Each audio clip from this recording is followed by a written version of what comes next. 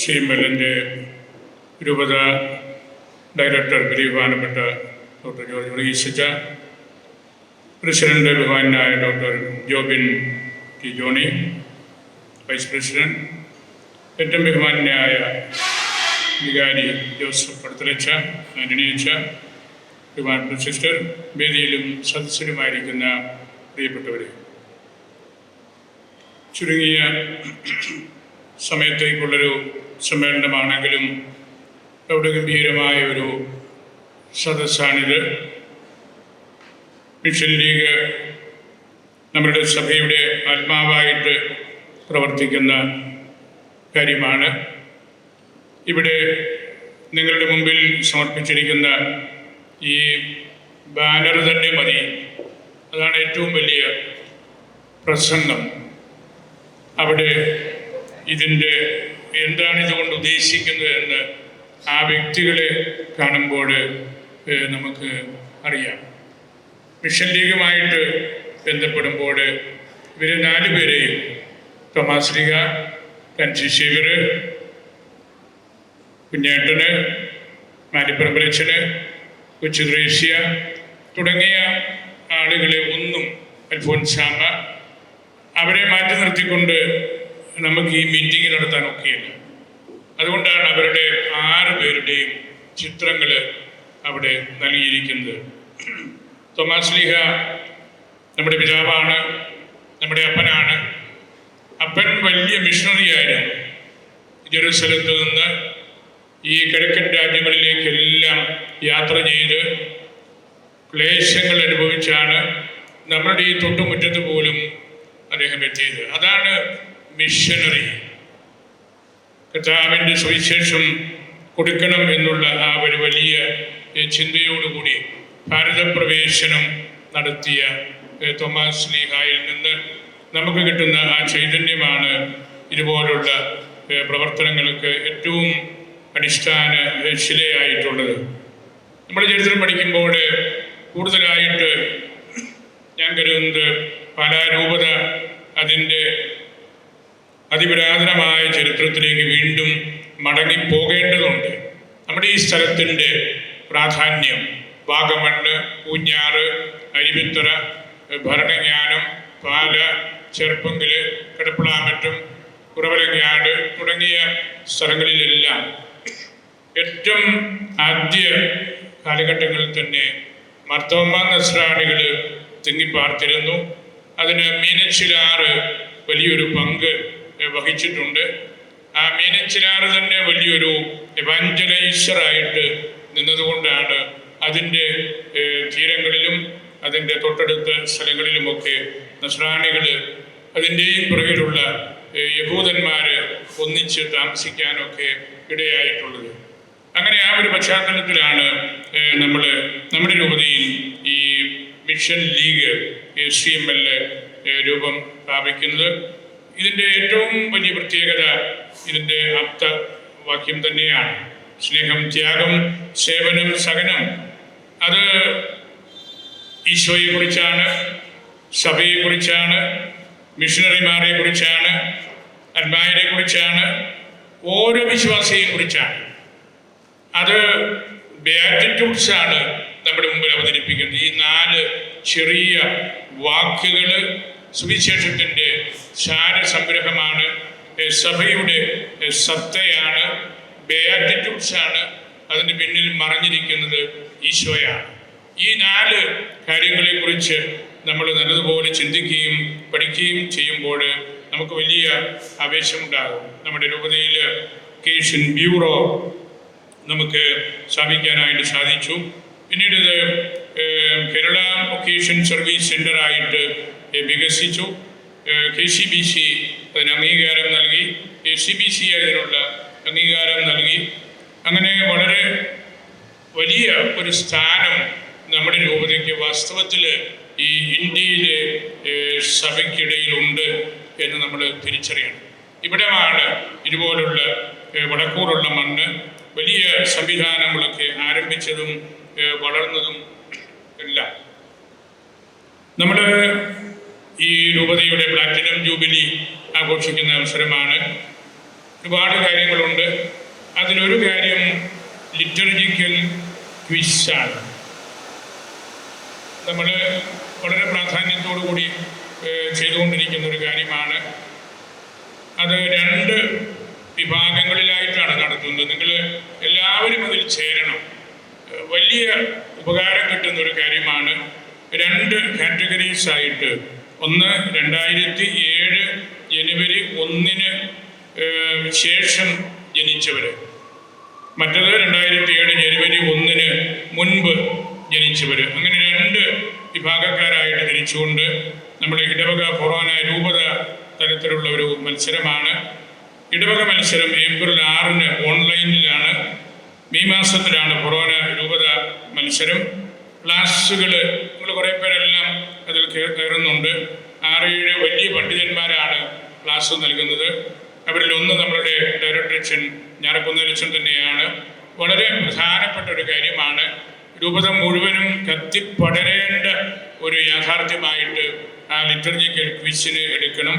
എല്ലാ അധ്യാപകരും, എല്ലാ സിസ്റ്റേഴ്സും, എല്ലാ കുട്ടികളും അതിൽ ആ ടെക്സ്റ്റ് നിങ്ങൾക്കത് ഓൺലൈനിൽ കിട്ടും. കുറേ കൂടെ കഴിയുമ്പം പ്രിൻ്റ് ഔട്ടായിട്ട് നിങ്ങളുടെ കയ്യിൽ കിട്ടും.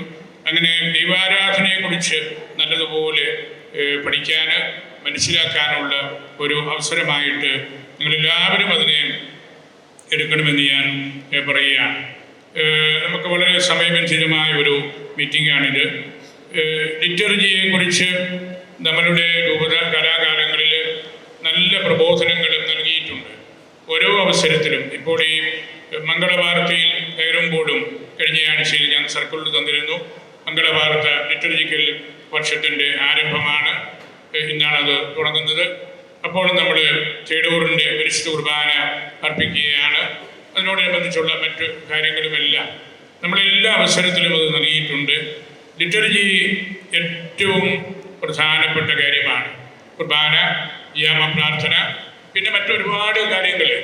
കുർബാനയും യാമപ്രാർത്ഥനയുമാണ് സർവപ്രധാനമായിട്ട് നമ്മൾ ലിറ്റർജി എന്നതുകൊണ്ട് ഉദ്ദേശിക്കുന്നത്. പക്ഷേ അത് നമ്മൾ പറയുമ്പോഴും നമ്മളുടെ ജീവിതത്തിൻ്റെ എല്ലാ ഭാഗങ്ങളുമായിട്ട് ഏറ്റവും ബന്ധപ്പെട്ട് കിടക്കുന്ന ഒരു കാര്യമാണ്. നിങ്ങൾ ഇത്രയും കുട്ടികളും അധ്യാപകരും ഇവിടെ ഇരിക്കുമ്പോൾ ഈ ഒരു കാര്യം നിങ്ങൾ ആ ഓൺലൈൻ ലിറ്റർജിക്കൽ ക്വിസ് മത്സരത്തിൽ 1,00,000 രൂപയാണ് ഒന്നാം സമ്മാനം. 1,00,000 രൂപ വലിയൊരു കാര്യമാണ്. ഒരുപാട് സമ്മാനങ്ങൾ വേറെയുണ്ട്. അത് നിസ്സാര കാര്യമായിട്ട് നിങ്ങൾ എടുക്കരുത്. ദൈവാരാധനയിലുള്ള സജീവമായിട്ടുള്ള പങ്കാളിത്തമാണ് ഒരു സഭയുടെ അന്തസ്സ്, അഭിമാനം, വ്യക്തിത്വം. ആ കുർബാനയിലാണ്, ആ യാമപ്രാർത്ഥനയിലാണ്, ആ സന്ധ്യാപ്രാർത്ഥനയിലാണ് ഈശോ ഏകരക്ഷകനാണെന്ന് നമ്മൾ തിരിച്ചറിയുന്നത്. ലിറ്റർജിക്കൽ ചൈതന്യം നിറഞ്ഞു നിൽക്കുന്ന മാതാപിതാക്കളായിരുന്നു നമ്മളുടേത്. അന്ന് സുറിയാനി ഭാഷയിൽ ഒക്കെ ദൈവാരാധന നടന്നുകൊണ്ടിരുന്ന കാലത്തും പള്ളി, കുർബാന, അച്ഛൻ, സന്ധ്യാപ്രാർത്ഥന എന്നൊക്കെയുള്ളത് അവരുടെ രക്തത്തിൽ, ശരീരത്തിൽ ഓടുന്ന രക്തം പോലെയായിരുന്നു. അതിനെ മാറ്റി നിർത്താൻ പറ്റാത്ത വിധത്തിൽ. പിന്നീട് ഇത് നമ്മൾ വസ്ത്രം അടിച്ചു മാറ്റുന്നത് പോലെ നമുക്ക് വേദനയൊന്നുമില്ല. നമ്മുടെ ശിരകളിലെ രക്തം നഷ്ടപ്പെടുമ്പോൾ അത് വലിയ വേദനയാണ്. അതുകൊണ്ട് ലിറ്റർജിയെ, ദൈവാരാധനയെ വലിയ പ്രാധാന്യത്തോടെ കരുതണം. രണ്ടാമത്തെ ജ്ഞാനസ്വനകദോസ് സഭയുടെ ഉച്ച സ്ഥാനത്ത്, ഉച്ചിയിൽ നിൽക്കുന്ന, ഏറ്റവും പ്രാധാന്യമുള്ള, ഏറ്റവും മുകളിലുള്ള, ഒരിക്കലും നഷ്ടപ്പെടാൻ സാധ്യമല്ലാത്ത കാര്യമായിട്ട് കുൾമൻ എത്ത് ഫോൺസ് എന്ന 2 ചെറിയ ലത്തീൻ വാക്യങ്ങളിലൂടെ ഏറ്റവും പ്രകടമായിട്ട്, ഏറ്റവും സമന്വിതമായ രീതിയിൽ നിൽക്കുന്ന കാര്യമാണ് ലിറ്റർജി. അതുകൊണ്ട് നിങ്ങൾ കുർബാനയിൽ പങ്കെടുക്കാൻ വരുമ്പോൾ നിങ്ങളുടെ മിക്ക ഇടവകളിലും സഭ അനുവദിച്ചിട്ടുള്ള സുറിയാനി പാട്ടുകളൊക്കെ പാടുന്നുണ്ട്. അതിലെനിക്ക് വലിയായ സന്തോഷമുണ്ട്. ഒരു ലിറ്റർജിക്കൽ ചൈതന്യം, നല്ല ഒരു ലിറ്റർജിക്കൽ സെൻസ്, നല്ല ഒരു ലിറ്റർജിക്കൽ ഓറിയന്റേഷൻ എല്ലാം നമുക്ക് എന്നും ഉണ്ടായിരിക്കണം. ലിറ്റർജി മോശമായാൽ എല്ലാം പോയി, എല്ലാം കൈവിട്ടു പോയി. അതുകൊണ്ടാണ് ഒരച്ഛനും കുർബാന ടെക്സ്റ്റിലെ ഒരു വാക്ക് പോലും മാറ്റി പ്രാർത്ഥിക്കാൻ അനുവാദമില്ല എന്ന് സാർവത്രിക സഭയും നമ്മുടെ സിനഡും നമ്മെ പഠിപ്പിക്കുന്നുണ്ട്. ഈ കാര്യം കൊണ്ടാണ് അത് സഭയുടെ പ്രാർത്ഥനയാണ്, സഭയാണ് അതിൻ്റെ അതോറിറ്റി. ചൊല്ലുന്ന ആളിൻ്റെ ആവേശം പോലെ അല്ലെങ്കിൽ അദ്ദേഹത്തിൻ്റെ പ്രത്യേകത പോലെ അത് മാറ്റാനും മറിക്കാനും അത് ഓവർലി കരിസ്മാറ്റിക് ആകാനും അത് റെഡ്യൂസ് ചെയ്യാനും ഒന്നും നമുക്ക് അവകാശമുള്ളതല്ല. അതുകൊണ്ട് പരിശുദ്ധ കുർബാന അത് ദൈവശാസ്ത്രത്തിൻ്റെ ഉറവിടമാണ്. ലോക്കോസ് തെയോളജിക്കോസ്, അതായത് ദൈവശാസ്ത്രം നമ്മൾ പറയുന്നത്, പ്രബോധനങ്ങൾ കൊടുക്കുന്നത് ഈ ദൈവാരാധന ക്രമത്തിൽ നിന്ന് വേണം. ഭക്താനുഷ്ഠാനങ്ങളൊക്കെ നല്ലതാണ്, അതെല്ലാം ഈ കുർബാനയിൽ നിന്ന്, ഈ യാമപ്രാർത്ഥനയിൽ നിന്ന്, നമ്മളുടെ തോമാശ്ലീഹായിൽ നിന്ന് കിട്ടിയ പാരമ്പര്യത്തിൽ നിന്ന് വരുന്ന കാര്യങ്ങളായിരിക്കണം. അപ്പോഴാണ് ഈ സഭയുടെ ആധികാരികമായ ലിറ്റർജിയും അതിൻ്റെ ഭക്താഭ്യാസങ്ങളും ഒക്കെ നമ്മളിലൂടെ മുൻപോട്ട് പോകുന്നതും. തിരുവചന വ്യാഖ്യാനങ്ങൾക്കുള്ള പ്രാധാന്യവും വളരെ പ്രധാനപ്പെട്ടതാണ്. വായിക്കുന്ന തിരുവചനത്തെക്കുറിച്ച് ലളിതമായ രീതിയിൽ ദൈവജനത്തെ പഠിപ്പിക്കാനുള്ള ആ ഒരു വലിയ ധർമ്മം, സുവിശേഷം നമ്മൾ വ്യാഖ്യാനിക്കേണ്ടത് കുർബാനയോടുകൂടിയാണ്, കുർബാനയ്ക്കുള്ളിലാണ്. നമ്മൾ ബൈബിൾ കൺവെൻഷൻ നടത്തുമ്പോഴും കുർബാനയിൽ തുടങ്ങി ആണ് നമ്മൾ വചനം വ്യാഖ്യാനിക്കുന്നത്. സഭയാണ് ആ ഒരു വലിയ ഉത്തരവാദിത്വം ഏറ്റെടുക്കുന്നത്. സഭയിലാണ് നമ്മൾ തിരുവചനം കേൾക്കുന്നതും വായിക്കുന്നതും വ്യാഖ്യാനിക്കുന്നതുമൊക്കെ. അങ്ങനെ ഇവിടെ ഞാറക്കുന്നലിച്ചൻ പറഞ്ഞതുപോലെ ലിറ്റർജി അനുഷ്ഠിച്ചും ജീവിച്ചും അത് പ്രവൃത്തിപഥത്തിലേക്ക് കൊണ്ടുവരുമ്പോഴാണ് നമ്മൾ മിഷണറിമാരാകുന്നത്. ഈശോ പറഞ്ഞല്ലോ, ലോകത്തിൻ്റെ അതിർത്തികൾ വരെ പോകണം ഈ സുവിശേഷവുമായിട്ട്. അവിടെ കൊണ്ട് ഈശോ നിർത്തിയില്ല. ഈശോ വീണ്ടും പറഞ്ഞു, do this in memory of me. അത് പരിശുദ്ധ കുർബാനയെ കുറിച്ചാണ്. നമ്മൾ സുവിശേഷം പ്രസംഗിക്കുന്നത് കുർബാന നല്ലതുപോലെ അർപ്പിക്കാനാണ്. ഗോ ടു ദ എൻഡ്സ് എന്നുള്ളത് do this in memory of me. ഇത് രണ്ടും ഒന്നിച്ച് വായിക്കേണ്ടതാണ്, ഒന്നിച്ച് നമ്മൾ പരികർമ്മം ചെയ്യേണ്ടതാണ്. അതുകൊണ്ട് നമ്മൾ ഓരോരുത്തരും മനസ്സിലാക്കണം, നമ്മൾ ഞായറാഴ്ചയിൽ പ്രത്യേകിച്ച് പങ്കെടുക്കുന്ന പരിശുദ്ധ കുർബാന അത് സമ്പൂർണമായിരിക്കണം, മനോഹരമായിരിക്കണം, പറ്റുന്ന പാട്ടുകളെല്ലാം പാടണം, ഭക്തിനിർഭരമായിട്ട് ടെക്സ്റ്റിലുള്ളത് മാത്രം പാടി പ്രാർത്ഥിച്ച് നമ്മുടെ ദൈവത്തിന് ബലിയർപ്പിക്കണം. ഈ വലിയൊരു സമൂഹം നിങ്ങളിവിടെ ആയിരിക്കുമ്പോൾ കുർബാനയെക്കുറിച്ചുള്ള ആ ഒരു ചിന്ത നിങ്ങൾ മനസ്സിൽ മായ്ക്കാതെ കൊണ്ടു നടക്കണമെന്ന് ഞാൻ വീണ്ടും നിങ്ങളെ ഓർമ്മിപ്പിക്കുകയാണ്. കുർബാന ചൊല്ലാനുള്ളതല്ല, കുർബാന പ്രാർത്ഥിക്കാനുള്ളതാണ്. ഇംഗ്ലീഷിൽ നമ്മൾ സാധാരണ ടു സേ ദ മാസ്, അതിൻ്റെ അർത്ഥം ടു പ്രേ ദ മാസ് എന്നാണ്. ഹോളി കുർബാന നമ്മൾ പ്രാർത്ഥിക്കുകയാണ്, അത് വെറുതെ നമ്മൾ ചൊല്ലി തീർക്കുന്ന ഒരു കാര്യമല്ല.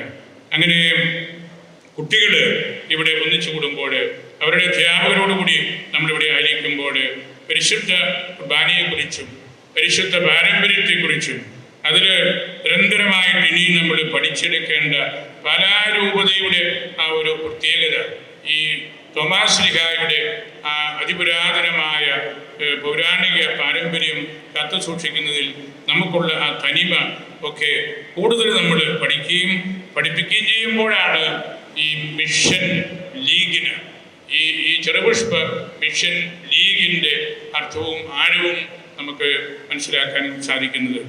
എനിക്ക് 2 മിനിറ്റ് കൂടിയേ ഉള്ളൂ. നമ്മൾ ദൈവാരാധന ക്രമത്തിൽ പുത്തൻ ആരാധനാ വർഷത്തിൽ കയറി.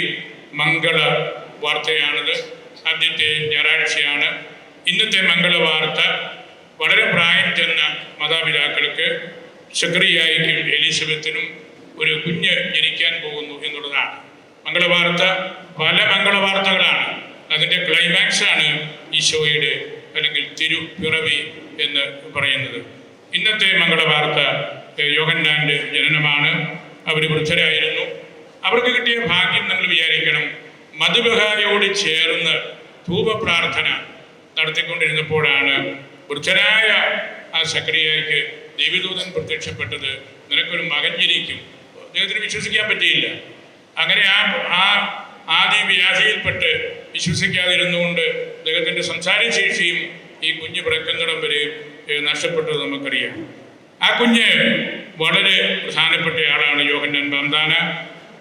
എല്ലാവർക്കും ആനന്ദം നൽകി, സന്തോഷം നൽകി, അനേകരെ ദൈവജനത്തിലേക്ക് കൊണ്ടുവന്നു. അവൻ വലിയവനായിരുന്നു. വീഞ്ഞോ മറ്റു ലഹരി പാനീയങ്ങളോ കഴിക്കുകയില്ല. അമ്മയുടെ ഉദരത്തിൽ വെച്ച് തുറുഹാദ കുദീശായാൽ നിറയും. വഴിതെറ്റിയവരെ ദൈവമായ കർത്താവിൻ്റെ പക്കലേക്ക് കൊണ്ടുവരും. പിതാക്കന്മാരുടെ ഹൃദയങ്ങളെ മക്കളിലേക്ക് എത്തിക്കും. ഏലിയായുടെ ശക്തിയോടും ചൈതന്യം കോട്ടോടും കൂടി പ്രവർത്തിക്കും. ഇതാണ് ആ കൊച്ചിൻ്റെ പ്രത്യേകത. ആ കൊച്ചിൻ്റെ പ്രത്യേകതയാണ്. ഒരിക്കൽ ബെനഡിക്ട് പിതാവ് പറഞ്ഞു, അതിലേറ്റവും വലിയ പ്രത്യേകത ആ കുഞ്ഞ് കണ്ടുപിടിക്കുകയില്ല എന്നുള്ളതാണ്. വീഞ്ഞോ ലഹരി പദാർത്ഥങ്ങളോ ഉപയോഗിക്കുകയില്ല. നല്ല ഒരു ആൺകുട്ടി, മദ്യപിക്കുകയില്ലാത്തൊരാൺകുട്ടി, തീഷ്ണതയോടെ ദൈവത്തിൻ്റെ വഴിയൊരുക്കുന്ന വ്യക്തി. അതാണല്ലോ മിഷൻ പ്രവർത്തനം. അങ്ങനെ നമുക്ക് ഇവിടെ മിഷൻ CML ഇവിടെ സമ്മേളിക്കുമ്പോൾ, അതിൻ്റെ പ്രധാനപ്പെട്ട ആളുകളൊക്കെ ഇവിടെ ഇരിക്കുമ്പോൾ നമുക്ക് കൂടുതലായിട്ടുള്ള ഊർജം സമ്പാദിക്കേണ്ടത് ദൈവാരാധന ലിറ്റർജിയിൽ നിന്നും ദൈവ വചനത്തിൽ നിന്നും പരിശുദ്ധ പാരമ്പര്യത്തിൽ നിന്നുമാണ് എന്ന് നമ്മൾ തിരിച്ചറിയണം.